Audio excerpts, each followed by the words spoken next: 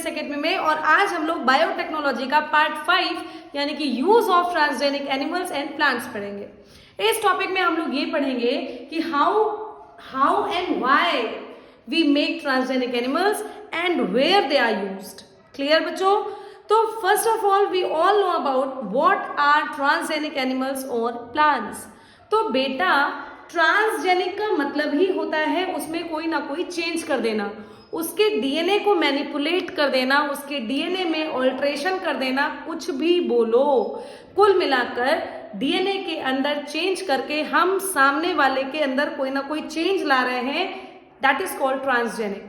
और transgenic animals का भी प्रोडक्शन हो चुका है और प्लांट्स का।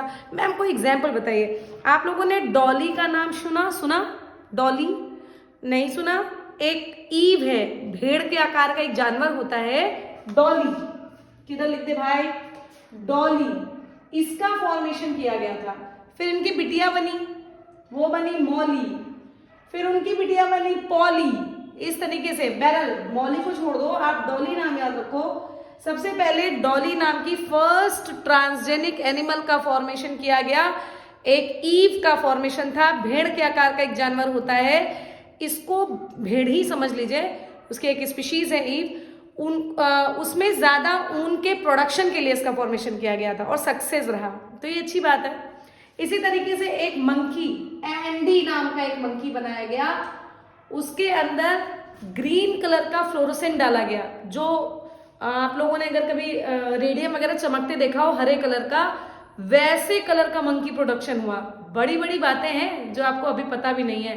तो आप एंडी वगैरह डॉली के बारे में सर्च करो, एंडी के बारे में सर्च करो। एंडी एक ऐसा मंकी बनाया गया था जिसके अंदर ग्रीन फ्लोरोसेंट प्रोटीन डालकर उसको ट्रांसजेनिक किया गया था। तो मतलब पॉसिबल है, हर चीज पॉसिबल है, बट एनिमल में, ह्यूमंस में बहुत ज्यादा हम लोग चेंजेस नहीं कर सकते, इसीलिए हम लोग इन एनिमल्स में चेंजेस करके तब फिर एप्लीकेबल करते हैं। कुछ इंसान कहते हैं, कुछ संस्थाएं कहती हैं कि ये गलत है, एनिमल पे क्यों प्रयोग करना। अच्छा बेटा आप लोग खुद सोचो, मैं जानवर विरोधी नहीं हूँ, आई ऑल्सो हैव पेट, मैं जानवरों से बहुत प्यार करती हूँ, लेकिन एक छोटी सी बात देखिए, इंसान इस यूनिवर्स की सबसे कीमती चीज बनी है, अनमोल चीज है। कुछ लोग इस पे भी कहो विरोध कर दें कि ये क्या कह रही है मैम, लेकिन बेटा इंसानों को बचाने के लिए ही इन जानवरों का प्रयोग किया जाता है। किसी से कह दीजिए कि हमने ये वैक्सीन बनाई, तुम अपना बेटा लाओ, इस पे हम अपना रिसर्च करेंगे, बेटा या बेटी लाओ हम अपना रिसर्च करेंगे, देगा कोई? नहीं देगा ना। रिसर्च करना भी तो जरूरी है। विदाउट रिसर्च के अगर वो दवाई हमने किसी के अंदर डाल दी तब भी तो प्रॉब्लम है। तो उन रिसर्चर्स के लिए ही डॉक्टर्स यूज करते हैं इन एनिमल्स का, करना चाहिए, इसमें कोई विरोध नहीं है। थोड़ा बहुत हाँ ठीक है, कष्ट होता है जानवरों को, लेकिन इसका मतलब ये नहीं है कि फिर हम लोग फिर कैसे दवाइयां बनाएंगे, आप सोचिए ना। और दवाइयां अगर बन भी गई तो टेस्ट कैसे करेंगे, मार्केट में लॉन्च कैसे करेंगे। इसलिए ट्रांसजेनिक एनिमल्स और प्लांट्स का बनना जरूरी है। ठीक है, तो इनकी बात चल गई कि एंडी नाम का मंकी था, डॉली नाम की शीप थी, ईव थी, मतलब ऊल के लिए इसका प्रोडक्शन किया गया। तो कैसे डाला जाता है? तो बेटा जब जायगोट अपनी, मतलब जब भी कभी कोई बेबी अपनी जायगोट की एम्ब्रियोनिक स्टेज में रहता है, जायगोट छोड़ो, जायगोट की 2 से 8 सेल एम्ब्रियोनिक स्टेज में कोई बच्चा रहता है, उसी समय जीन उसके अंदर घुसा दो, जीन इंसर्ट करा दो, बस जब वो जैसे जैसे वो सेल डिवाइड करेगी, उसकी हर एक सेल में वो जीन पहुंच जाएगा, उसके शरीर में उसका प्रोडक्शन हो जाएगा। इस तरीके से किसी भी एनिमल को ट्रांसजेनिक बनाया जा सकता है। क्या मैम हम लोग को बनाया जा सकता है? यस, जब हम लोग एम्ब्रियोनिक कंडीशन में हो उस समय कोई भी चेंज कर लो, आराम से चेंज हो जाएगा। लेकिन ये सब बड़ी बड़ी महंगी और एक्सपेंसिव प्रोसेस है, करा के देख लेना अपने अपने बच्चों में। ठीक है, चलिए sir. Animals and plants have manipulated DNA and express its character are known as transgenic animals or plants. कैसे होते हैं बेटा, कब कराना चाहिए? At embryonic stage. Embryonic stage में जीन, डीएनए का या जीन का मैनिपुलेशन चाहिए। ठीक है, जब बच्चा एम्ब्रियोनिक कंडीशन में हो, लगभग 2 से 8 सेल्ड कंडीशन में हो या 16 सेल्ड कंडीशन में हो, उसी समय डीएनए को या फिर इंटरेस्टेड जीन ऑफ इंटरेस्ट को या डिजायर डीएनए को उसमें उसमें घुसा दो, उसमें इंट्रोड्यूस करा दो, अपने आप उसकी पूरी बॉडी की सेल्स में वो पहुंच जाएगा और वो जो एनिमल है वो ट्रांसजेनिक बन जाएगा। मेरी बात समझ में आ गई सभी को? समझ में आ गई हो तो सब लोग प्लीज थम्स अप भेजना। अब इनका हम लोग कई एरियाज में यूज कर सकते हैं। मेडिसिन में सबसे ज्यादा यूज होता है बेटा, सबसे ज्यादा एग्रीकल्चर में होता है, मेडिसिन में होता है, ब्रीडिंग प्रोग्राम्स में होता है। तो हम लोग पहले मेडिसिन में देखते हैं इन स्टडी ऑफ डिजीज।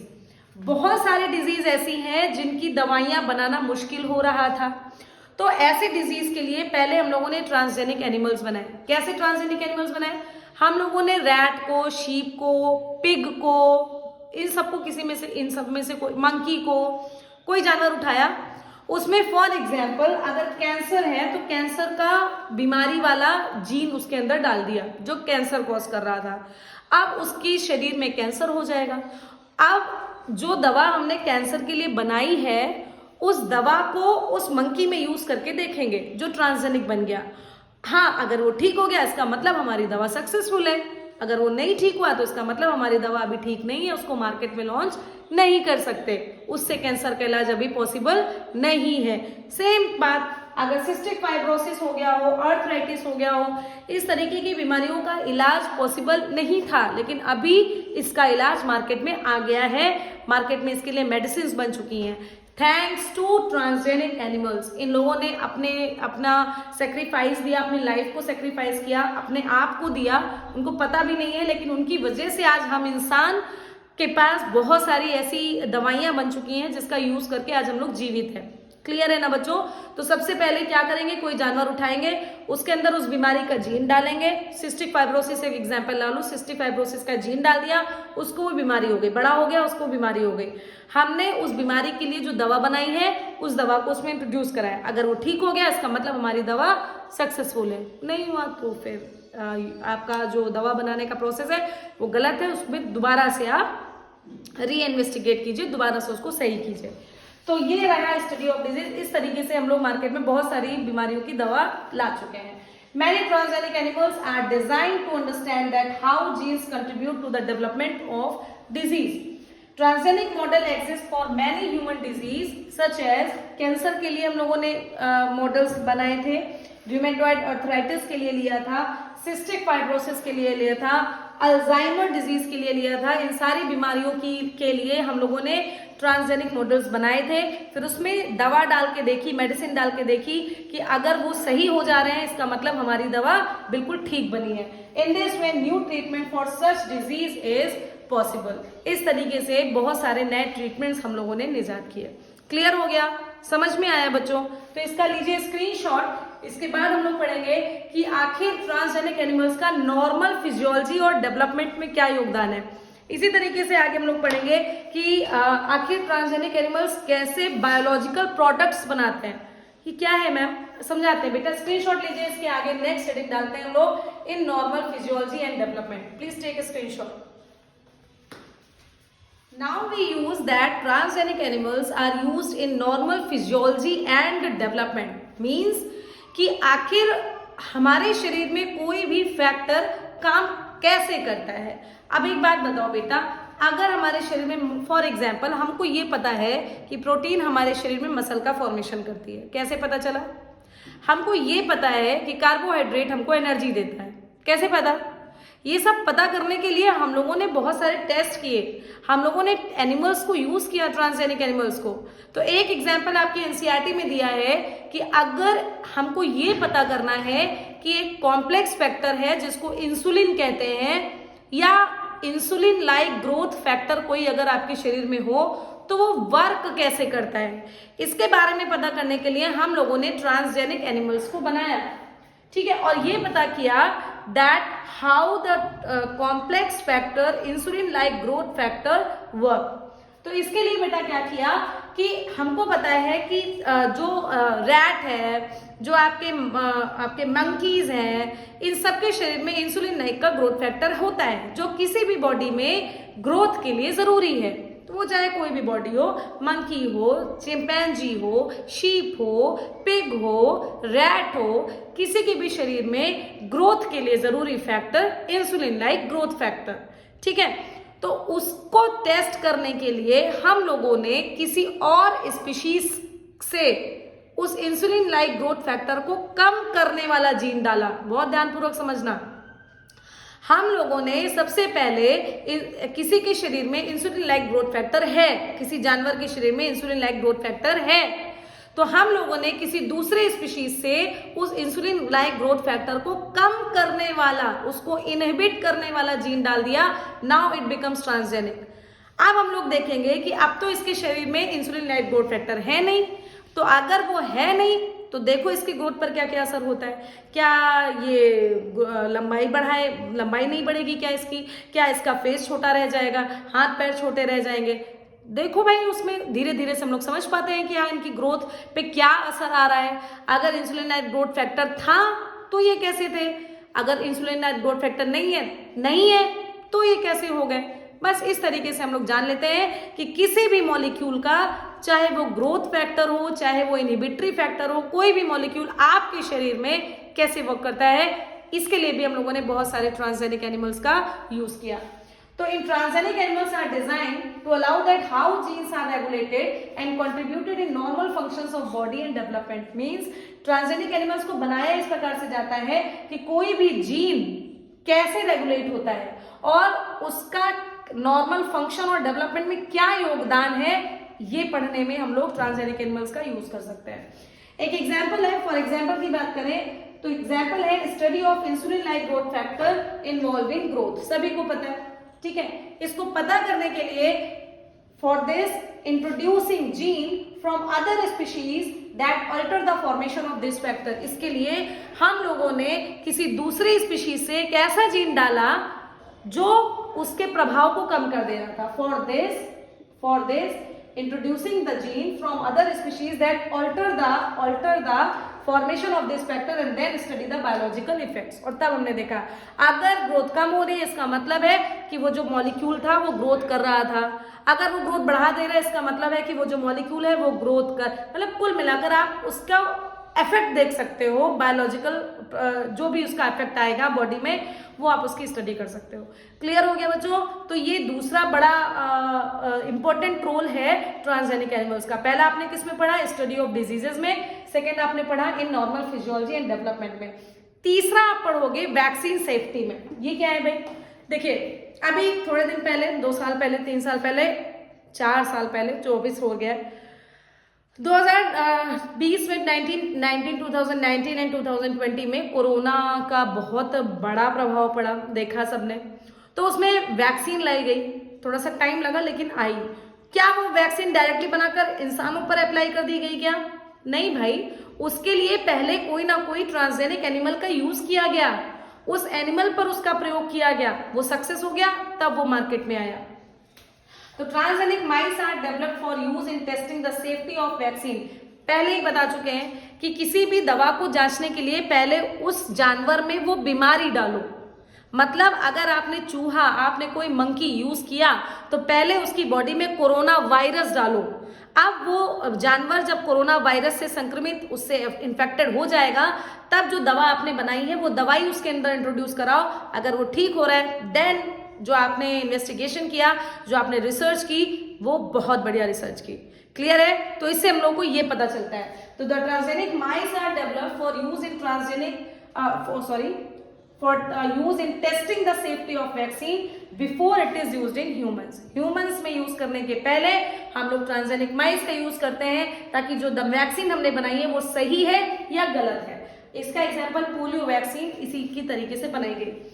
इस टेस्ट, अगर ये टेस्ट सक्सेसफुल हो गया किसमें, माइस में, तो हम लोग एक और अल्टरनेटिव मंकी का यूज करते हैं ताकि एकदम परफेक्ट टेस्ट आ जाए और मार्केट में हम लोग उसको फौरन लॉन्च कर सके। इन दिस टेस्ट, अगर ये टेस्ट सक्सेसफुल हो गया और रिलायबल हो गया, then they could replace the use of transgenic monkeys. हम लोग तब इसको मंकीज में यूज करके परफेक्ट वैक्सीन बनाकर मार्केट में लॉन्च कर सकते हैं। Transgenic monkeys to test the safety of batches of vaccine हम लोग उसमें यूज कर सकते हैं तब ट्रांसजेनिक एनिमल्स को, और वैक्सीन सेफ्टी की जांच करके हम लोग उसको मार्केट में लॉन्च कर सकते हैं। ये तरीका है यार, जानवरों को यूज करके हम लोग अपने लिए सेफ्टी बना रहे हैं। कुछ लोगों को बुरा लग रहा होगा, कुछ लोगों को अच्छा लग रहा होगा। मेरे लिए तो 50-50 है, बुरा भी लगता है लेकिन इंसानों को बचाना भी जरूरी है। डॉक्टर से पूछो कि डॉक्टर का काम होता है, नीट वाले तो समझ ही रहे होंगे। I am also the biology teacher, हालांकि केमिस्ट्री भी हम पढ़ाते हैं लेकिन फिर भी बायोलॉजी केमिस्ट्री से मतलब नहीं है। I am also human being, तो मुझे भी बुरा लगता है लेकिन यार क्या कर सकते हैं, इस दुनिया को चलाना है, इस अर्थ को चलाना है, यूनिवर्स को चलाना है, तो भाई साहब इंसानों को बचाना है तो किसी भी तरीके से उसके लिए दवा वो बना सकती है। इसका स्क्रीनशॉट लो, इसके आगे अभी भी बचा है कि how transgenic animals are used in chemical safety as well as in biological products. So please take screenshot, बचा लो। इसके बाद हम लोग पढ़ेंगे about in chemical safety testing. Screenshot. Now we study that how transgenic animals is used in chemical safety testing and in biological products. देखो बच्चों, हम लोग अभी तक जितना भी पढ़ा बस उसी को कोरिलेट करते हुए आगे देखो। जैसे अगर कोई केमिकल है, फॉर एग्जाम्पल अगर आपके शरीर में ब्लीचिंग पाउडर का इफेक्ट देखना है, ठीक है, स्किन ट्रीटमेंट लोग करवाते हैं, ब्लीचिंग करवाते हैं, और स्किन में अगर देखें जो क्रीम्स बनती हैं, जो आपके फेस सीरम्स बनते हैं, क्रीम्स बनती हैं, उसका ह्यूमन स्किन पर कैसे असर पड़ेगा, वो उसका भी टेस्टिंग करने के लिए, उसकी केमिकल की टेस्टिंग करने के लिए भी ट्रांसजेनिक एनिमल्स को यूज करते हैं। सबसे पहले उस केमिकल के लिए मोर टॉक्स जो सेंसिटिव जीन है वो उसके अंदर इंट्रोड्यूस कराकर उसको ट्रांसजेनिक बना दो। मतलब अगर किसी मंकी में या रैट में हमको टेस्ट करना है तो फर्स्ट ऑफ ऑल उसको ट्रांसजेनिक बना दो, उस केमिकल के लिए सेंसिटिव जीन डालकर, ठीक है। अब जब हम लोग उस केमिकल को उसमें यूज करेंगे तो अगर वो सेंसिटिव देकर असर कर गया, कोई ना कोई रिएक्शन कर गया, कुछ दिखा दिया उसने, तो इसका मतलब है ये केमिकल तो खराब है, हम इसको स्किन पर यूज नहीं कर सकते। और अगर उसने टेस्ट नहीं दिया तो इसका मतलब है आपने जो क्रीम बनाई है वो बेस्ट बनाई है। यही तो है, यही तो आपका यूज है chemical safety testing. Transgenic animals are use that they carry genes which makes them more sensitive to toxic substance, that they carry genes which makes them more sensitive to toxic substance। Transgenic animals को के अंदर हम लोग उन jeans को डाल देंगे जो जिस भी केमिकल का हम लोग को टेस्ट करना है उसके लिए वो सेंसिटिव हो। क्लियर है ना? क्या लिखा है फिर से देख लो। Transgenic animals are use that they carry that type of genes which makes them more sensitive to toxic substance. अब हम लोग वो जो केमिकल है, वो जो क्रीम बनाई है, यहाँ पर टॉक्सिक सब्सटेंस लगा है, टॉक्सिक का मतलब केमिकल है यार। अब हम लोग उस टॉक्सिक सब्सटेंस के लिए उसको एक्सपोज कर देंगे, उसके ऊपर वो केमिकल लगाकर देखेंगे।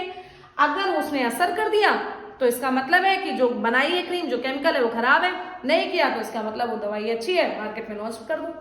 तो they are expose to toxic substance and the effects are studied. अगर इफेक्ट खराब आया इसका मतलब वो केमिकल खराब है, अगर इफेक्ट नहीं आया तो इसका मतलब वो केमिकल ठीक है।